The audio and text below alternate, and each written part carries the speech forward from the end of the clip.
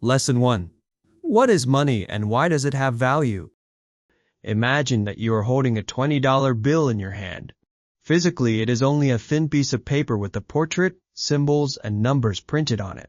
You cannot eat it, wear it, or use it as a tool, yet you can exchange it for a meal, a shirt, household goods, or a bus ride. Why can a simple piece of paper buy useful things? To understand this, imagine a small village before money existed.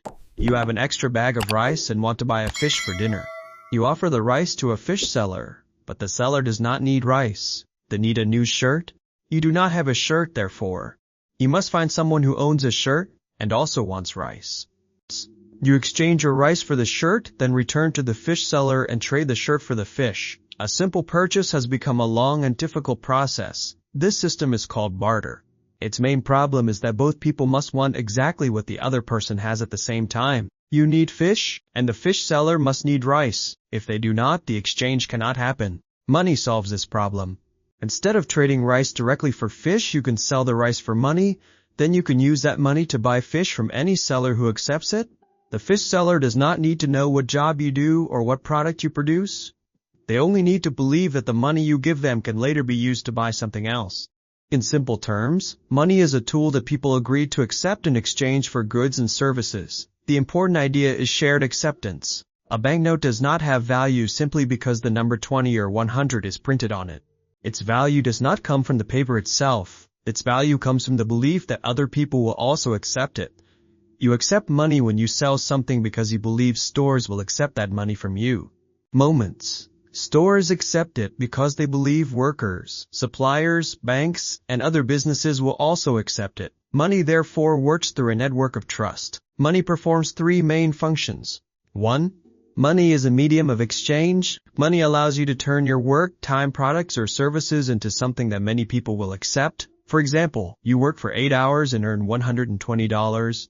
Moments. You do not need to ask your employer to pay you with rice, fish, clothes, or fuel. You receive money and decide how to use it.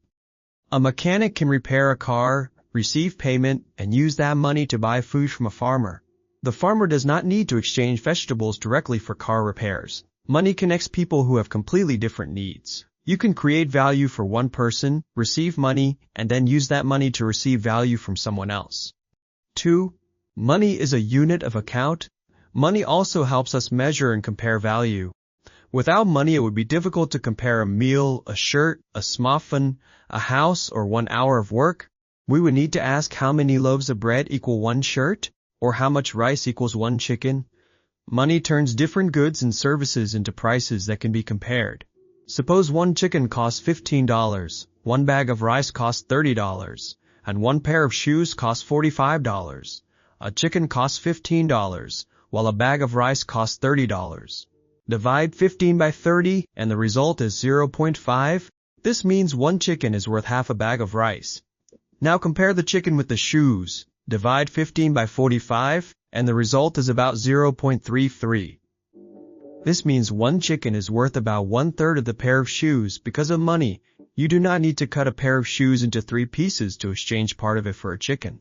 You can sell the chicken for $15 and use that money later. Money gives society one common language for measuring value. 3. Money is a store of value. Suppose you earn $100 today but do not need to spend it immediately.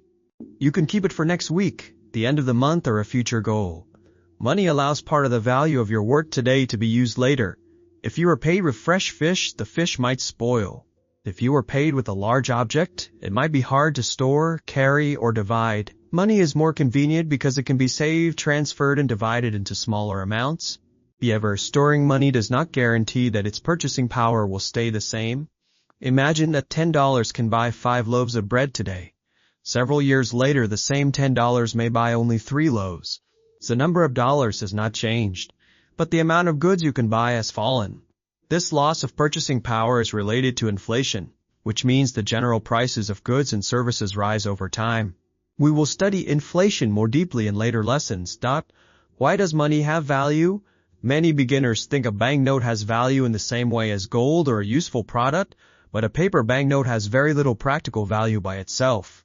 You cannot eat it, wear it, live inside it, or use it to build a house. What matters is not the paper. What matters is what you can exchange it for. The value of money comes from its purchasing power and from the fact that many people accept it. Imagine that you own an old banknote from a country that no longer exists. If no store, bank, or business accepts it, the large number printed on it becomes almost meaningless.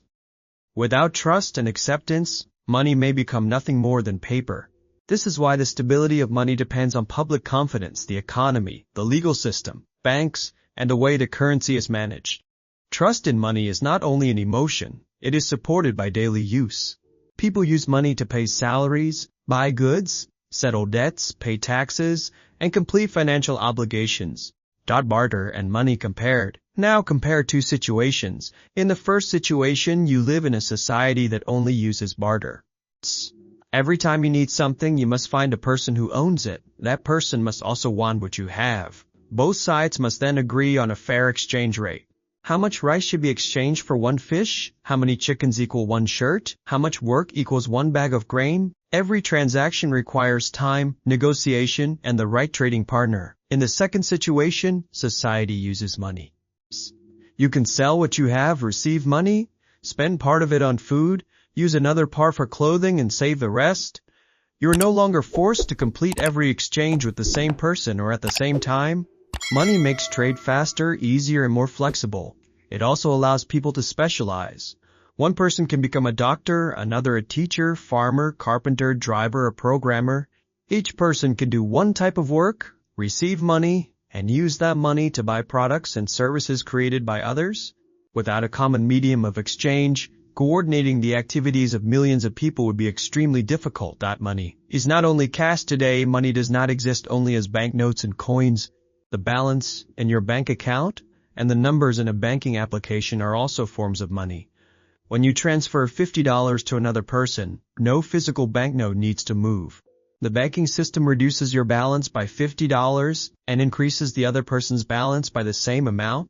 Whether money exists as paper, coins, or electronic records, it still performs the same three functions: exchange, measurement, and storage of value. A new way to look at your money: open your wallet or banking application and look at the amount of money you have. Do not see it as only a number.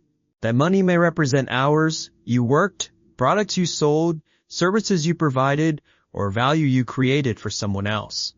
It also represents goods and services you may receive in the future.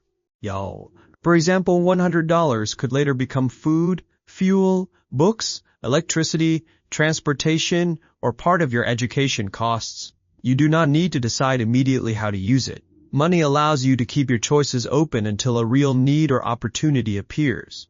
This is one of money's most important qualities. It stores not only value but also choice. However, money is a tool, not the final goal. People do not truly want paper or numbers in an account. They want what money can help them obtain: food, safety, education, comfort, healthcare, freedom, and a better future. 3 main ideas to remember. First, money is a tool that people agree to accept in exchange for goods and services. It helps society avoid the difficulty of direct barter. Second, money performs 3 main functions. It is a medium of exchange, a unit of account, and a store of value.